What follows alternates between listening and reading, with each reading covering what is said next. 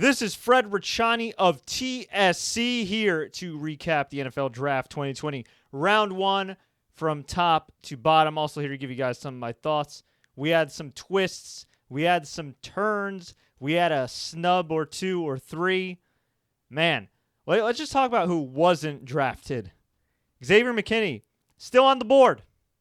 My man Jalen Hurts, Heisman Trophy finalist. That some dorky analysts are saying, oh, could be a good gadget player. Heisman finalist, national champion, not drafted. Now, you might be saying, well, he was expected to fall into the second, third, fourth round anyway. That's true. That's true. But when you find out what one of these teams, or who one of these teams picked, you might have a different opinion. So anyway, let's start from the top. Now, first things first, this was the first ever virtual draft. It was hosted on ESPN, ABC, NFL Network. I think from a production standpoint, for the most part, they did a pretty good job because there's a lot of room for error. I mean, they had like 60 streams going when it came to the players. They had, of course, like 30 with the teams, and then they had like general managers, things like that. So, yeah, it was a lot to keep up with from a production standpoint, so props to all the people involved there. Every draft pick, it seemed like, freaking Trey Wingo would bring up somebody's family member who died. And I get it. Like, you want to honor these people and you want to, preserve the memories. And that's great. But, I mean, man, it got to the point at the end of the night where it's like, all right, are you trying to find, like, the saddest story for every single draft pick? It got kind of ridiculous. But whatever. Those are some production notes. What you need to know from a football standpoint, Joe Burrow, number one, of course, Heisman Trophy winner, goes to the Cincinnati Bengals. Redskins draft Chase Young, maybe from top to bottom, the best overall player in the draft out of Ohio State, defensive end. His teammate, Jeff Okudah, goes to the Detroit Lions at number 3. Giants draft Andrew Thomas, offensive tackle of Georgia, with the 4th pick. This, it's an unsexy pick. I don't think it's necessarily a bad pick. It's just not a pick that's going to get a lot of people excited. And, David Gettleman right now, he's certainly on the clock along with Joe Judge. I don't care how many years is his deal. The clock is on them to get things right ASAP. Miami Dolphins, this is my favorite move of the night. The Dolphins make the logical pick, in my humble opinion, and draft Tua Tagovailoa, quarterback Alabama, with the 5th overall pick. Now, look, there are a ton of issues when it comes to his injury history. Some may say that when he's healthy, he's better than Joe Burrow. Other people may say that he could be the next Sam Bradford, and that's not necessarily a good thing because Sam Bradford spent more time on the injured list than he did on the actual football field, and who knows how differently his career would have turned out. I mean, Sam Bradford, guy like Tua, baby-face-looking kid, great college career, absolute stud coming out, and then, well, injuries got to him, and that was that. But I think if Tua is healthy, knock on wood, that he will be a fantastic quarterback for the Miami Dolphins down the road, assuming they continue to surround him with the proper talent. The only other thing, too, a lot of people are saying, well, the Dolphins can't afford a bust, and if Tua is injured and with the history, it's a bust. Look, I think Miami Dolphins fans, especially since I've covered the Dolphins extensively this last season, I think Miami Dolphins fans will be way more forgiving of the Fins if Tua doesn't pan out because at least you took a big-name quarterback. You didn't totally tank for Tua. You worked your ass off in the second half of the season. You finished strong. You effectively eliminated the New England Patriots and ended the Patriots dynasty. The Titans just put the icing on the cake. So, you know what? I'm really proud of the work happy for the work that Brian Flores and Chris Greer have done. Note, the only black general manager and head coach combo in the NFL. So, props to them, man. I really like what they're doing. I like the foundation they're building. And I think if Tua's healthy, especially in 2020, they could be a problem in the AFC East. Now, of course, if it turns out I am wrong, well, I'll take the L and y'all can remind me a year from now. The Chargers selected Justin Herbert, a.k.a. Steve Harrington of Stranger Things. He is the 6th overall pick, so he will be replacing Phillip Rivers. Now, look, the pressure's on with the Chargers. They got to put some asses in seats. They couldn't even draw in a soccer stadium. Now, that might be the least of their worries given the pandemic and that there might not be any fans in the stands, but in the future, you want people to watch your games, right? Whether it be live, luxury boxes, socially distanced, whatever the case may be, you want fans to care. And you can make the strong argument based on what we've seen the last couple of years. the LA fans do not give a damn about the Chargers. So they're hoping that Justin Herbert could turn things around. That being said, my guy Tyrod Taylor, while he's not always the flashiest, the most spectacular quarterback, he's a guy that is a well-respected veteran, and he is a dude that also doesn't make a whole lot of mistakes on the football field. Very careful with that football. So for those people waiting for Justin Herbert to pounce and be the starter right away, you might want to pump the brakes and wait just a little bit. I'm just saying. But I do like the pick. You could make the argument, though, that Herbert is not as good as, again, Heisman finalist Jalen Hurts. I don't know why people are underrating him so much, but it is what it is. Number 7, we had Derrick Brown, DT of Auburn. Number 8, Isiah Simmons, linebacker out of Clemson. He was linked to the Giants, but he goes to the Cardinals in pick number 8. Number 9, Jaguars selected C.J. Henderson, cornerback out of Florida. Hey, CJ, don't worry, man. 4 years goes by quick. Jedrick Wills, offensive tackle of Alabama, selected by the Browns. Pick number 10. I like that pick. Mekhi Becton, offensive tackle of Louisville, goes to the Jets at 11.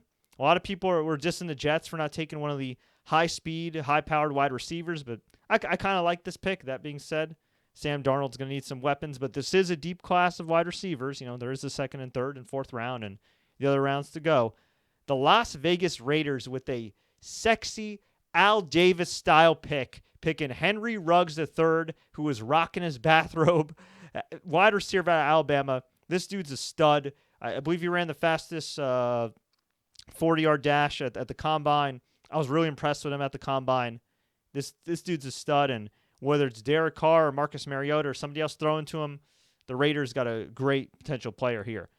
Tristan Wirfs, offensive tackle of Iowa, goes to the Bucs at number 13. They swap picks with the Niners. The Niners selected the inspirational Javon Kinlaw, defensive tackle of South Carolina. I like that pick a lot for the Niners. The Niners' defense was already a problem, and Kinlaw is a great addition. The Broncos got Jerry Jeudy, wide receiver out of Alabama, another guy that is an absolute stud and a dude that is going to make Drew Lock very, very happy. Falcons select somebody that I called a dark horse in this draft, A.J. Terrell, cornerback out of Clemson. He was a clutch player for Clemson over the years, and I think he's going to be a great addition to the Falcons. The Cowboys, they actually made a good draft pick. CeeDee Lamb, wide receiver out of Oklahoma. Big fan of CeeDee Lamb. Dak Prescott, he's going to be very happy, although real quick, on a sadder note, I want to send my deepest condolences to the Prescott family. For those that don't know, Dak Prescott lost his brother today at the young age of 31, my age, which is pretty damn tragic. So our deepest condolences go out to the Prescott family. And, we just send him our love and best wishes. I don't know what else he can do right now. Nothing.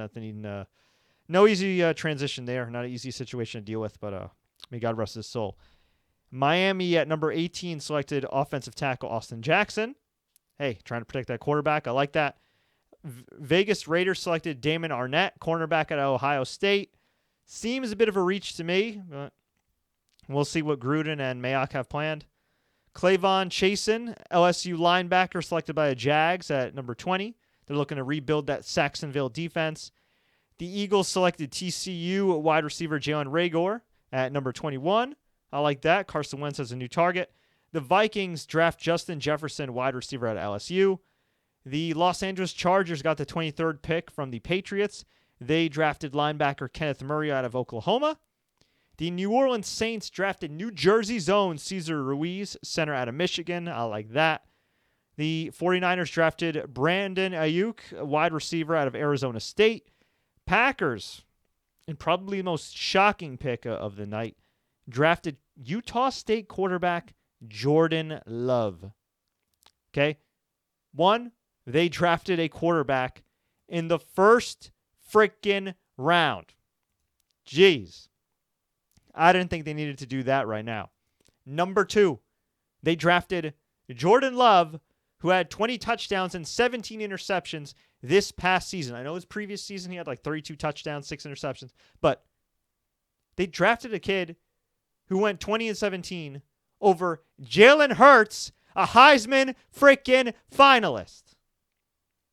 Never mind the fact they drafted a quarterback way too high right now, given their needs. But all I can say is Aaron Rodgers just got Brett Favre'd. Aaron Rodgers is now 36. They drafted Jordan Love at number 26 of the first round. Back in the day, I believe Aaron Rodgers was drafted number 24 overall in the 2005 draft. Brett Favre was 35. So, the irony. And all I can say is that these damn Packers, man. These damn Packers. They are setting up the New England Patriots to do something smart.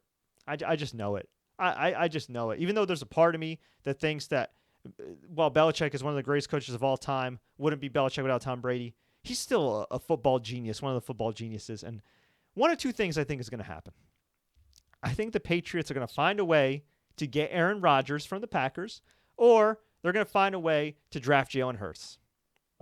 And it's going to suck for the rest of us that have to see the Patriots once again still have success without Tom Brady and Gronk. But we'll see. This is a tweet from Adam Schefter, by the way. Players left for Friday night include DeAndre Swift, J.K. Dobbins, Jonathan Taylor, Cam Akers, Michael Pittman Jr., T. Higgins, Cole Kmet, Ezra Cleveland, Ross Blacklock, A.J. Apensa, Yetur Gross-Matos, Zach Bond, Trayvon Diggs, Xavier McKinney, who I'm surprised is still there, Grant Delpit, Antoine Winfield Jr. That's another kid that I got to check out at the NFL Combine. Very impressed with him. Of course, the son of Antoine Winfield Sr., he's a stud. I think he'll be doing just fine. And, of course, Adam omitted, my man Jalen Hurts. Anyway, where were we? So after Jordan Love, the Seahawks at 27 selected Jordan Brooks, linebacker out of Texas Tech. The Baltimore Ravens selected Patrick Queen, linebacker at LSU. Titans selected Isaiah Wilson, offensive tackle out of Georgia. Of course, they'll be replacing Conklin. Miami Dolphins drafted Noah Egbinogen. I am butchering this poor kid's name.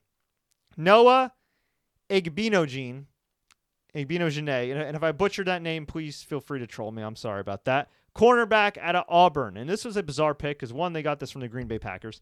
Two, they already have corners. They just made some big moves in free agency. That's pretty... I mean, look, I know Brian Flores is a defensive guy, but I don't know. This a weird pick, but then again, they could always use him as trade bait. I don't know. We'll see what happens. I mean, look, I doubted what the Dolphins did this past season, and they finished the season strong. So hopefully it all works out for them. I'd like to see it work out for that young team. Minnesota Vikings drafted Jeff Gladney, cornerback out of TCU. And then the Kansas City Chiefs topped things off by drafting an Andy Reid-style running back, Clyde Edwards-Helaire out of LSU. So next up, after this Friday night, the draft order is Bengals, Colts, Lions, Giants, Chargers, Panthers, Dolphins, Texans, so on and so forth. But overall, I got to say, I was thoroughly entertained by the draft. I am shocked that Jordan Love went to the Packers. I am thoroughly annoyed, even though I expected it, that Jalen Hurts, my guy Jalen Hurts, did not get drafted. I think I'm just more offended that Jalen Hurts got passed up for Jordan Love. Nothing against Jordan Love. I'm sure he's a great guy, and he might be a fine pro. Look, who knows? Okay, the reality is this is such a crapshoot. Somebody dug up old tweets the other day in video of Mel Kiper Jr. saying, if Jimmy Clausen isn't a star, he'll quit in 5 years. And, well, Mel Kiper Jr. is somehow still employed. So this really is a crapshoot. We'll see what happens, folks. But I want to hear from you.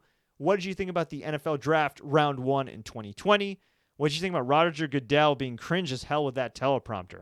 What do you think about Mike Vrabel making his pick via Skype and in the background, a guy taking a dump? Seriously. Look at the screenshots. I ain't going to be posting it. That's gross. Let me know. Leave a comment below if you enjoyed this update. Like, share, take care. Be sure to subscribe on YouTube and on our podcast, TSC News Podcast. You can find it in all your favorite apps. Until then, folks, please take care. Please stay safe. And until next time, as always, enjoy the games. And yeah, David Schneider, Jordan Love is going to be replacing Aaron Rodgers somehow, some way. I don't believe it, but we'll see.